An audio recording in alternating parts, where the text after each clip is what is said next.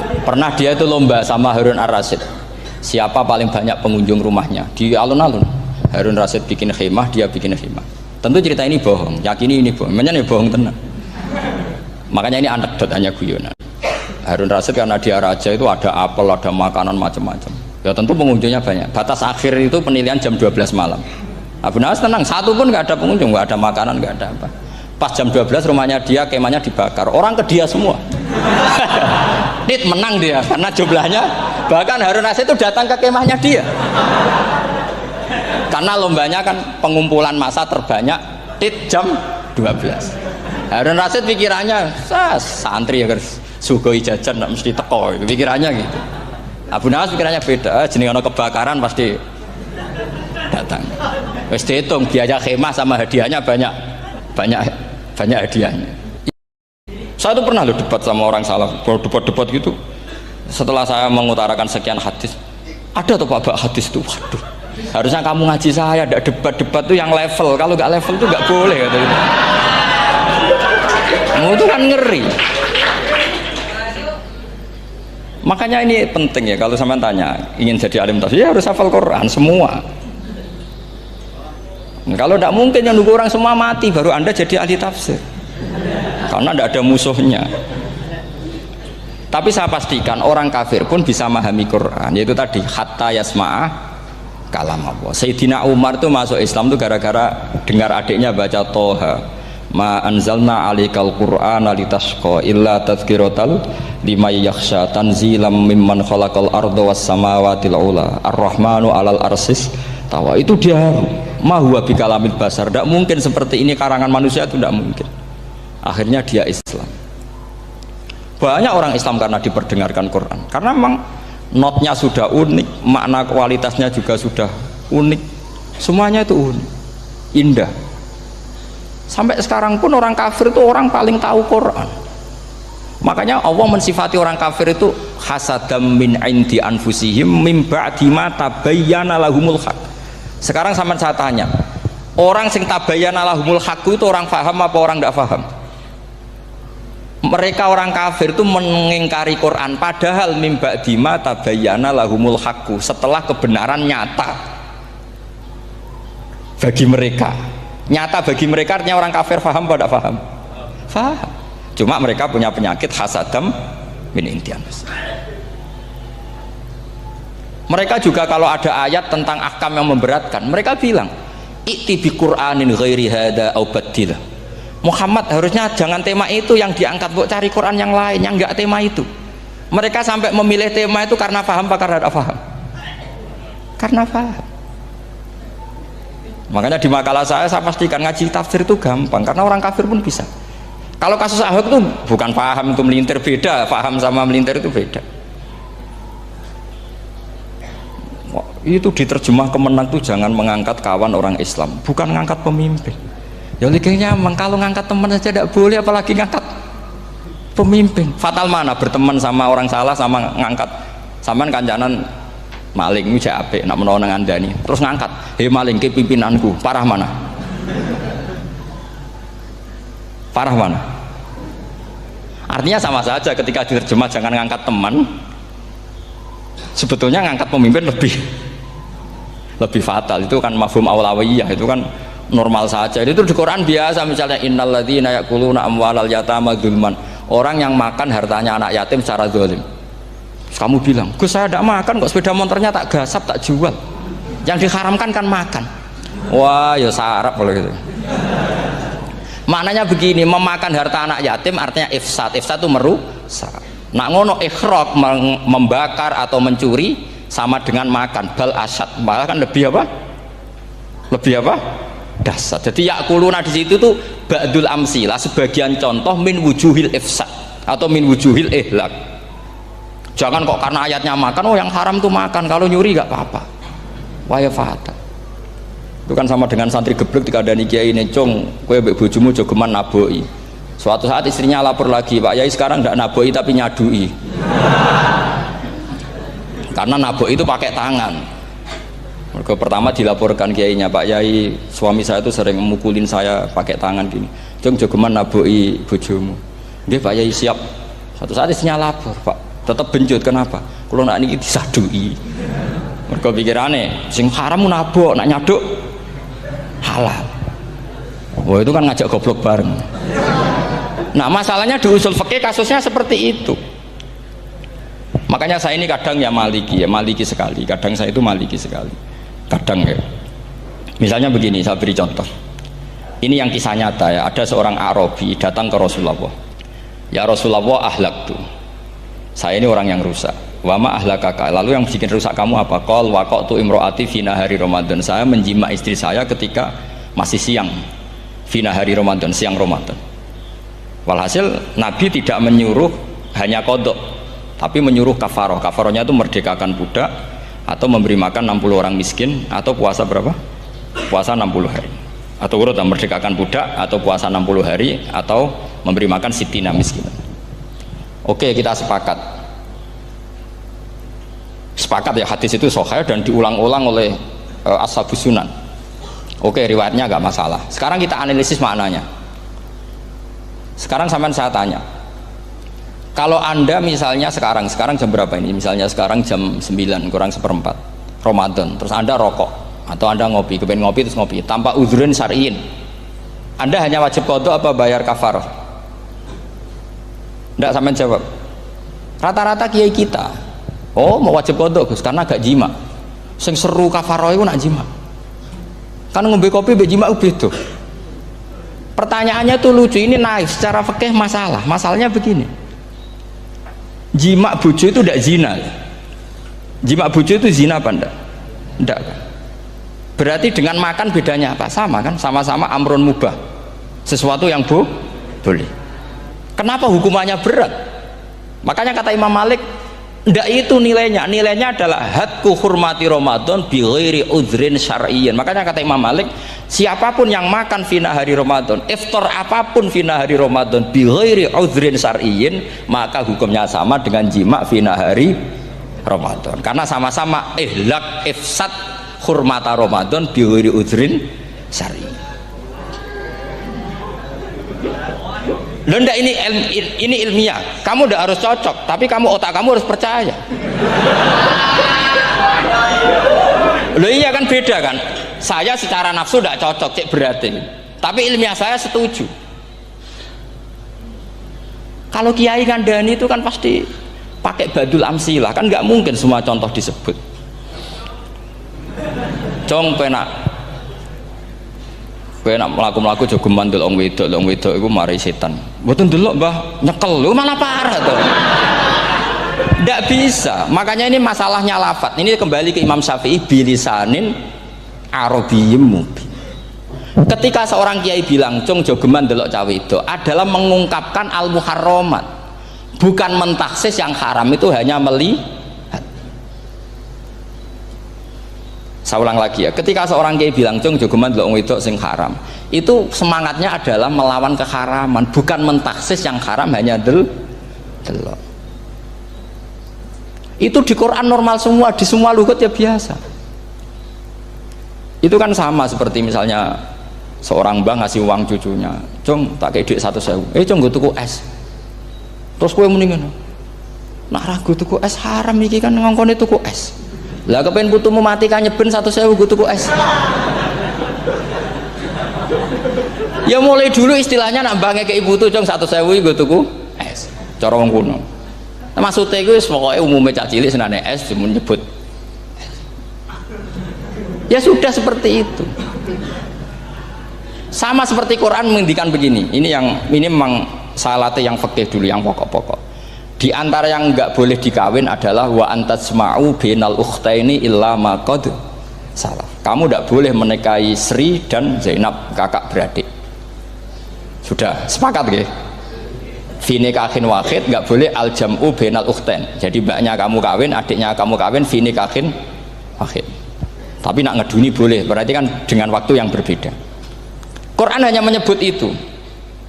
Kemudian Rasulullah zaman Sugeng itu hanya nambahi wala binal mar'ati wa ammatiha wala binal mar'ati wa kholatiha, juga agak boleh menikahi ponaan plus buliknya, baik bulik dari bapak yaitu ammah maupun bulik dari ibu disebut apa?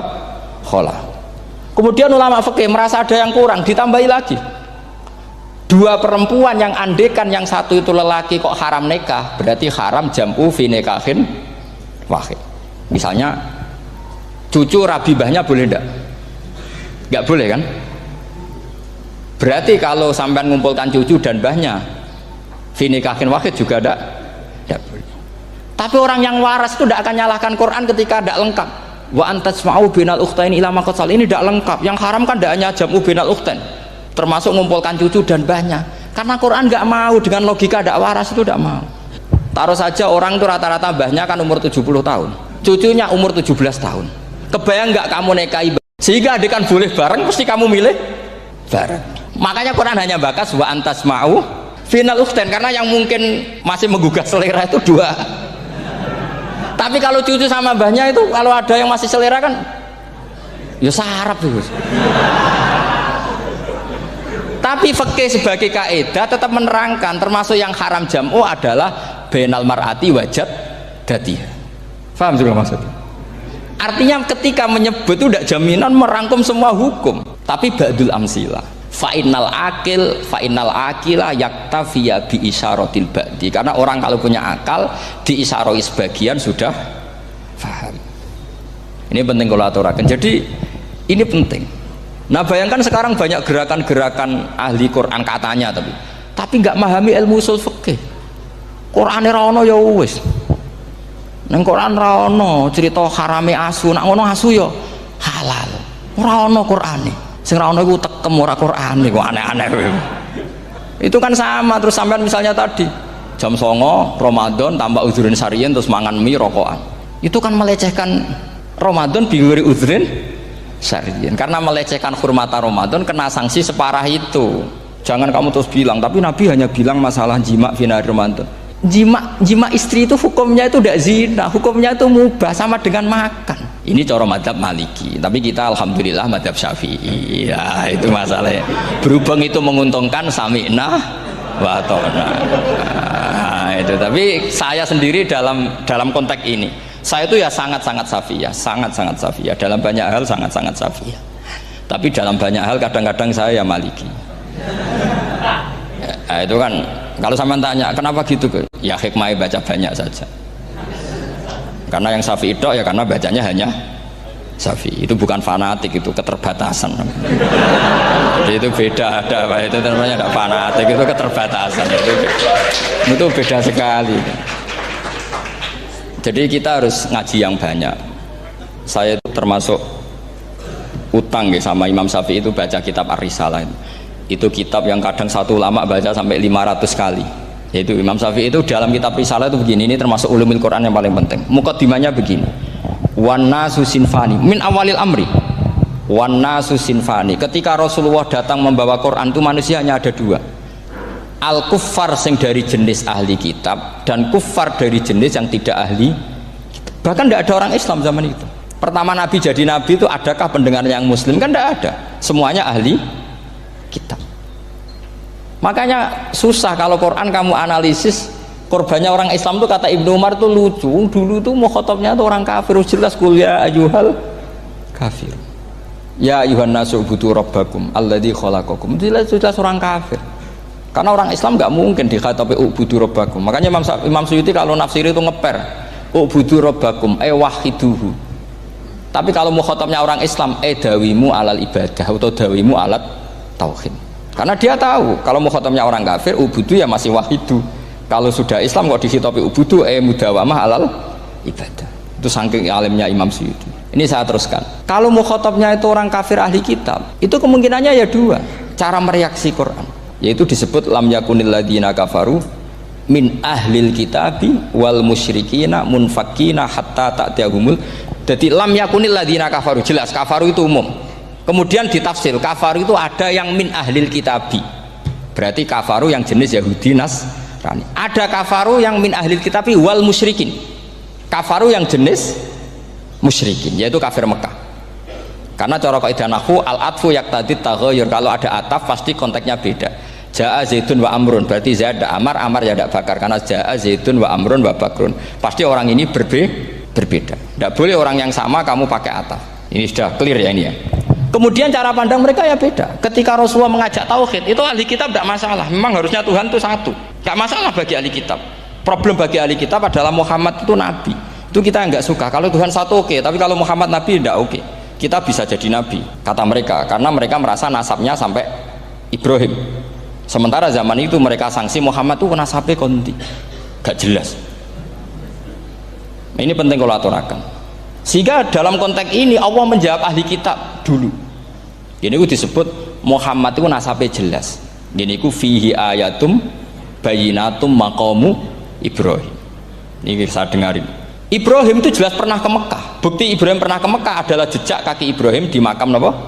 Makam mereka artinya buatan kuburan, buatan jejak kaki Ibrahim ketika bangun Ka'bah. Fihi ayatum bayinatum maqamu Ibrahim. Pun. Kalau Ibrahim pernah di Mekah artinya beliau pernah nikah di Mekah.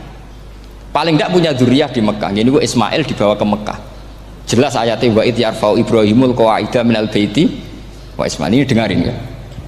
Sebab itu saking alimnya berjanji itu beliau tahu betul masalah utama Rasulullah Muhammad adalah disangsikan nasabnya. Sebab itu kitab berjanji pertama cerita setelah dia alhamdulillah macam-macam awalu ma'anab tadi saat terus dia bilang wa ba'du fa'akul huwa Muhammad bin Abdillah bin Abdil Muttalib. Saat terus ya wa ba'du fa'akul huwa Muhammad bin Abdillah bin Abdil Muttalib wasmu syaibatul hamdi humitat khisaluhus saniyah. Saat terus ibnu Kusoyin saat terus sumiyya bi Kusoyin litaqasi fi biladi kudu'atal Qasiyah. Karena dia tahu yang masalah bagi Rasulullah itu adalah masalah nasab bagi mereka loh, bagi mereka yang kafir.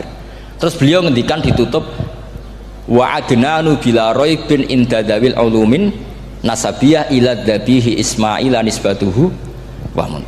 Jelas saya Adnan itu pasti puter cucu-cucunya Nabi Ismail. Karena orang Yahudi yang disoal Muhammad itu, kamu itu siapa kok tahu-tahu Nabi? Kamu orang Arab itu tidak pernah ada Nabi. Yang Nabi itu normalnya orang Israel, yaitu turunan Yahudi, karena Yahuda bin Yakub bin Ishak bin Ibrahim. Akhirnya Allah membuktikan fihi ayatum bayinatum maqami. Bukti kalau Ibrahim pernah di Mekah adalah jejak kakinya di Mekah, itu dekat Ka'bah. Ini jawaban Allah yang tentang ahli kitab, karena sudah jelimet. Ada ilmu ansab, ada ilmu nasab, ada polemik kitab samawi. Kalau kafir Mekah ini goblok-goblok. Ketika Rasulullah pakai teori tauhid, orang kafir Mekah itu saking gobloknya bilang gini, Muhammad, kita ini urusannya banyak, utang kita banyak, kasus saya banyak, kok Tuhannya satu itu tidak cukup. Yaitu mereka mengatakan aja'alal alihata ilahau wahida inna hadza la syai'un ujab. Bagaimana Tuhan hanya satu, urusan kita banyak, masalah kita banyak, Tuhan nggak boleh satu, harus banyak sejumlah urusan kita. Ada Tuhan BPKB, Tuhan macam-macam lah, ada Tuhan kredit, Tuhan kas, macam-macam lah kan, sesuai sebanyak urusan kita. Mereka tanya aja'alal alihata ilahau wahida, masa Tuhan satu, inna hadza la syai'un ujab. Ini aneh. Tapi Rasulullah dengan sabarnya, kalau yang seperti ini Allah menjelaskannya beda dengan yang pertama. Karena tadi orang kafir itu bisa min ahlil kitab, bisa wal musyrikin. Lam yakunil ladzina kafaru min ahlil kitab, ada yang wal musyrikin. Semuanya ini tidak pernah munfakina hatta ta'tiyahumul bayyinah. Mereka tidak pernah tercerabut dari pikiran mereka, dari mainstream mereka, sampai ada bayyinah. Bayyinah itu kejelasan kebenaran atau benar yang begitu jelas. Itu siapa? Rasulun minallah yatslu suhufam mutahhar. Akhirnya Nabi sabar. Saking sabarnya Nabi itu ngomong gini, ya di khalayak umum, mukhatamnya ya kafir semua. Hei saudara-saudara kami suku Quraisy, kita ini sebangsa. Nabi tanya, Muhammad, ajaran kami itu benar karena kamu itu orang yang kita percaya, tapi kali ini Anda aneh karena ngajak satu Tuhan. Itu tidak mungkin, urusan kita banyak, satu Tuhan enggak mungkin, Tuhan harus banyak. Kita punya 3 aja kurang banyak kan, banyak punya Lata, Uzza, Hubal ya. Rasulullah dengan sabarnya ngendikan gini, hei kaumku, kalau kamu jadi pembantu, jadi buruh, senang mana punya majikan banyak sama majikan satu. Kalau majikannya banyak itu perintahnya beda-beda, seleranya beda. Semua harus kamu lakoni, semua harus kamu taklui karena kamu harus nurut. Wah ya repot mat kalau di majikan banyak, oh ngerepoti mesti. Rasulullah tinggal nimpali, Tuhan kamu itu majikan kamu, kalau Tuhannya banyak perintahnya ya banyak, seleranya beda-beda.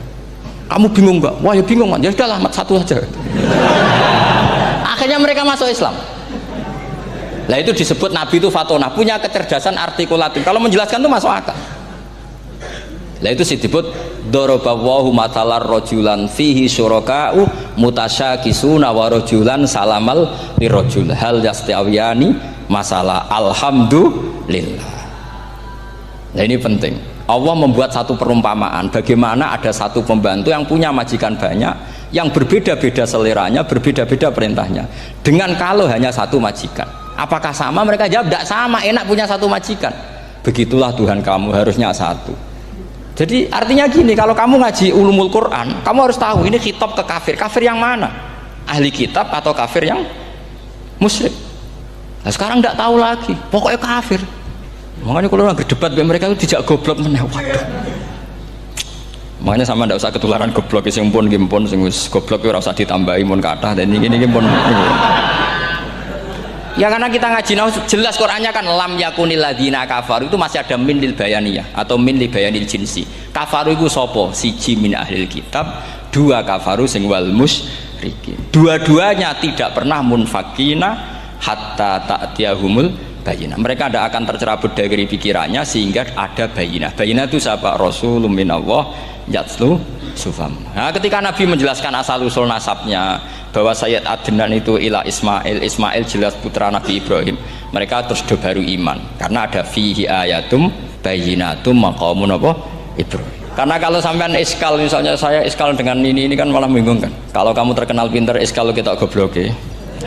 Nah wis pinter kok iskal gitu. Jadi saya niru ilmunya Abu Nawas. Abu Nawas sudah bisa pidato, nggak bisa pidato. Suatu saat dipaksa pidato sama khalifah itu. Hei para hadirin, kamu pinter apa goblok? Nah mereka pinter, mau ngandani wong pinter, terus pinter kok ngandani gitu. Akhirnya hadirin itu kan karena seneng sama Abu Nawas itu seneng. Ya sudah Abu Nawas, kalau gitu kita goblok. Aku mau mengambil wong goblok. Akhirnya terus wassalamualaikum warahmatullahi wabarakatuh. Jadi itu Abu Nawas juga bisa pidato, tapi dia tahu saja caranya menyelesaikan masalah. Jadi itu Abu Nawas. Jadi ya orangnya kacau tapi cerdas itu, makanya jadi guyonan. Sebenarnya Abu Nawas itu figur yang nyata, tapi tidak senaif yang diceritakan orang-orang di anekdot itu. Ya, beliau itu orang soleh ketika era Harun ar-Rasyid. Tapi ya tadi karena banyak cerita yang macam-macam. Ya, Abu Nawas itu makanya ini cerita anekdot. Jadi riwayatnya nggak jelas tapi lucunya jelas itu. Jadi itu. Dia itu mangkel punya tetangga profesor ahli astronomi. Adiknya aku mau iso omong tok. Abu Nawas mau pinter molak-malik omong kan masyhur itu, dia cerita hari Senin tanggal sekian lihat Abu Nawas di alun-alun mau terbang. Orang lihat semua itu Abu Nawas itu ya sudah di podium ya gitu-gitu dok. Kok nggak mau terbang? Ya mau itu ya tidak. Wassalamualaikum warahmatullahi wabarakatuh. Yang bilang Abu Nawas terbang siapa? Abu Nawas mau terbang. Yang namanya mau itu ya tidak. Pernah dia itu lomba sama Harun ar-Rasyid. Siapa paling banyak pengunjung rumahnya di alun-alun. Harun Rasyid bikin khemah, dia bikin khemah. Tentu cerita ini bohong, yakini ini bohong. Makanya ini bohong tenang. Makanya ini anekdot, hanya guyonan. Harun Rasyid karena dia raja itu ada apel, ada makanan macam-macam. Ya tentu pengunjungnya banyak. Batas akhir itu penilaian jam 12 malam. Abu Nawas tenang, satu pun nggak ada pengunjung, nggak ada makanan, nggak ada apa. Pas jam 12 rumahnya dia, kemahnya dibakar. Orang ke dia semua. Dit menang dia karena jumlahnya, bahkan Harun Rasyid itu datang ke kemahnya dia karena lombanya kan pengumpulan massa terbanyak tit jam 12. Harun Rasyid pikirannya santri ya guys sugoi jajan nggak mesti teko itu pikirannya gitu. Abu Nawas pikirannya beda, jenis ono kebakaran pasti datang. Wis dihitung biaya khemah sama hadiahnya banyak hadiahnya. Yang ahli falak ini punya ilmu yang rasional, yang pinter sekali. Dia ilmuwan bahwa bumi itu bulat-bulat. Nah saya lagi tren meyakini bumi flat nih, yo kacau nih. Mau gara-gara penjelasan sing sepihak. Ini gua nganggur. Lah wong ilmuwan kok sentimennya perkara wedi duit, nggak boleh ilmuwan menyebut sentimen apa? Uang. Akhir bumi itu bulat-bulat. Jadi kalau anda jalan ke timur terus nanti ke titik yang sama. Abu Nawas paham karena dia emang nggak ahli sains gitu. Suatu saat si profesor ini kemalingan, malingnya melayu ngetan. Terus minta tolong sama Abu Nawas, kejarlah maling itu. Kemana? Ke timur. Dia ngejar ke barat. Ditanya sama profesor, saya udah bilang larinya maling itu ke timur, kalau ngejar ke barat nanti ketemu di titik yang sama. Jadi, akhirnya profesornya ngerti, oh ngenyek tuh.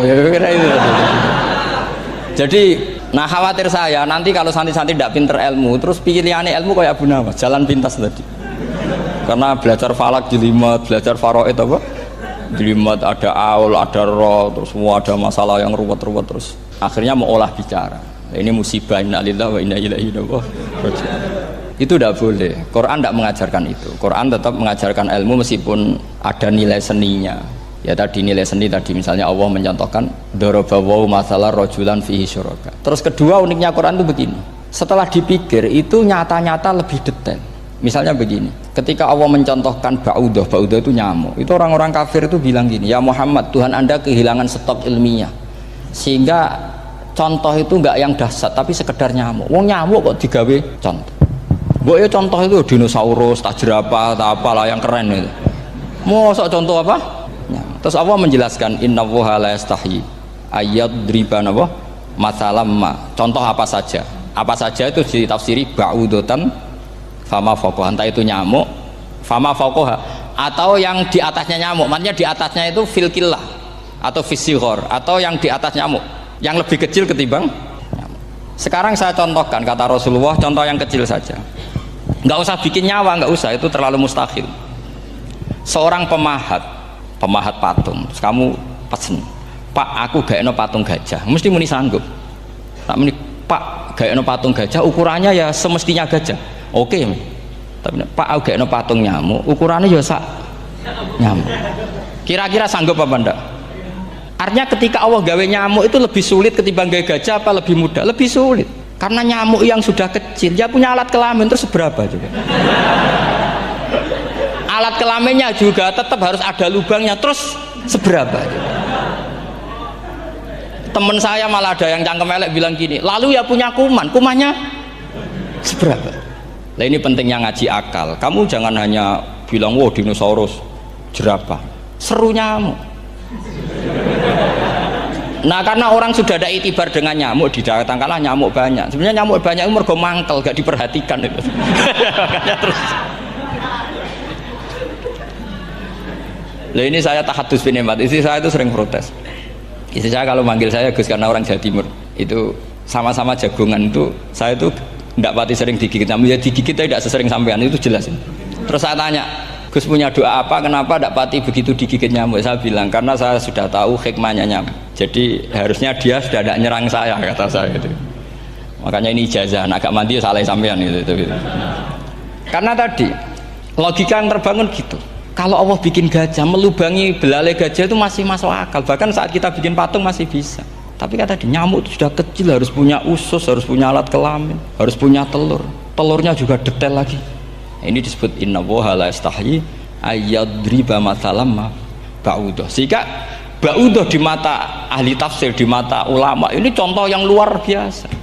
Tapi di mata orang-orang yang nggak seneng mikir, kok terima nyamuk itu. Makanya saya minta kangkang di sini bisa makan itu harus syukur. Makan itu luar biasa.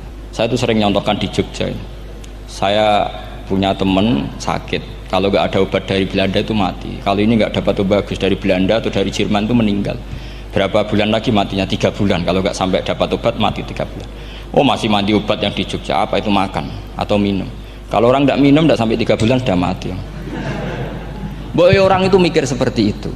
Tapi kita ini kalau obat dari Jerman, dari Belanda itu hebat. Kalau enggak kita mati sebulan lagi, 3 bulan lagi. Allah bikin obat pada kita tiap hari, yaitu kita bisa makan, bisa minum. Itu kalau sekali nggak makan 5 hari bisa mati sama. Tapi kita karena ngakan itu hal yang biasa, nak duit iso utang, terus dianggap biasa. Ini kalau ulama masalah besar. Punya otak seburuk itu masalah besar bagi ulama. Sehingga Allah tidak malu ketika ngendikan kulu wasrobu, tidak malu karena makan ini urgen, sangat penting. Dan Allah tidak malu meskipun Quran itu temanya kelas tinggi, biasa Allah mengatakan jong kowe iku kulu min thayyibati ma razaqnakum, kamu makanlah. Karena minum obat itu kebutuhan kita ketika sakit. Tapi kalau makan adalah kebutuhan kita sihatan wasukman, saat sakit maupun saat sehat. Nah, kalau Anda dengan kualitas ini, ketika Allah membicarakan makanan itu Anda akan respect sama Allah karena memang ini urgen betul. Tapi kalau Anda cara berpikir gini, hanya cari goro ibal ilmu yang aneh, yang seru, kamu baca ayat itu akan menjadi biasa-biasa saja. Dan itu masalah bagi mahabbah Anda pada Al-Quranul Karim. Ya saya kira demikian. Terus saya pikir tidak etis ya, karena ini Jumat nanti sing biasa itikaf nanti terganggu.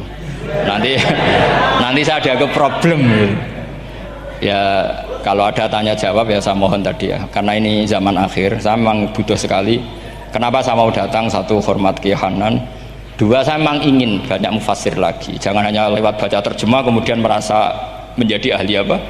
Quran atau ahli tafsir. Itu musibah besar itu. Masalah besar itu.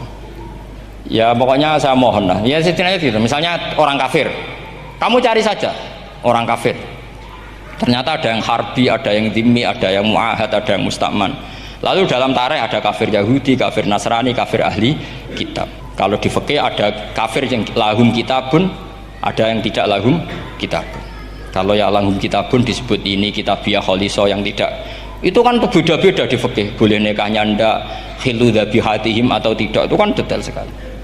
Makanya saya mohon ini latihan detail. Oke, sampean tetap ngaji, sering khatam itu bagus karena mengumpulkan semua ilmu. Tapi sampean harus menganalisis secara apa? Saya dulu ngaji Mbah Mun Muslim ya kilatan. Tapi saya ngapalkan sama Gus Subab. Gus Subab putrane Mbah Mun, dulu muridnya Said Muhammad. Saya itu tak pelajari lagi di rumah. Tak analisis lagi setelah besar sampai sekarang karena ya itu beda. Kita selalu Rabbi zidni apa? Ilma. Misalnya begini contoh ya, contoh. Kita mungkin tahu maknanya ayat tertentu itu begini. Misalnya begini. Faqula lahu qawlan layyinan la'allahu yatadzakkaru aw yakhsha. Musa dan Harun, jika kamu datang ke Fir'aun, maka kalau ngomong, kalau dakwah itu qaulal layyinan, dengan dakwah yang halus. Nggih, qaulal layyinan. Ini bagi yang ekstremis harus baca dialek ini. Ini kisah nyata yang diceritakan Habib Zain bin Semit ketika ngarang Al-Manhajus Sawi. Juga diulang-ulang di beberapa kitab. Suatu saat ada ustadz, corong Jawa Kemelinti, datang ke Harun Ar-Rasyid. Harun Ar-Rasyid ini Banil Abbas, termasuk zuriyahnya Abdullah bin Abbas. Karena Harun Ar-Rasyid sebagai khalifah tentu salahnya banyak ya. Namanya pejabat pasti salahnya banyak. Meskipun kebaikannya juga banyak, tapi salahnya juga banyak. Kalau kita kan tidak pejabat, salahnya tidak banyak, tapi prestasinya juga tidak banyak. Ya kan misalnya ada tamu Raja Salman, katanya hormat tamu wajib, kamu kan tidak bisa hormat. Karena dia juga tidak mau dihormati kita kan. Nah terus si ustadz tadi datang begini. Saya itu masih hafal teksnya. Ya Amirul Mukminin, inni nasihun lak famusyaddidun alaika fala tajidanna ala nafsika fi nafsika aliyya syai'an. Saya ini mau nasihati Anda, tapi saya maaf sekali karena nasihat saya ini kasar sekali. Musyaddid itu kasar, keras. Fala tajidanna fi nafsika aliyya syai'an. Saya mohon jangan dimasukkan hati lah. Makanya terjemah bebasnya jangan masukkan hati. Katanya Harun Rasyid langsung marah. Uskut ya jahil, kamu itu ustadz bodoh. Kamu tidak boleh keras sama saya. Dia masih bantah, saya keras sama Anda karena Anda salahnya banyak. Terus apa kata Harun Ar-Rasyid? Inna wa ta'ala qad arsala man huwa khairum minka ila man huwa syarrum minni wa ma'adzalika qala ta'ala faqula lahu qaulal layyinan. Allah mengutus orang yang jelas lebih baik ketimbang kamu, yaitu Musa dan Harun. Musa dengan ustadz ini baik mana? Tidak, sama jawab saja. Baik Nabi Musa kan? Ila man huwa syarrun minni. Fir'aun dengan Harun Ar-Rasyid buruk mana? Buruk Fir'aun. Itu saja masih dengan etika faqula lahu qaulal layyinan. Musa dan Harun kamu harus sopan. Dakwai Fir'aun wajib sopan, dakwai aku ora sopan. Lah ini sudah iktibar dari terjemah netral atau terjemah yang datar bahwa Allah ngutus Musa dan Harun ke Fir'aun dan Musa dan Harun diharuskan qaulal layyinan. Tapi menjadi energi mafhum yang luar biasa. Nak dakwai Fir'aun wae qaulan layyinan apa maneh dakwai padha-padha mukmin.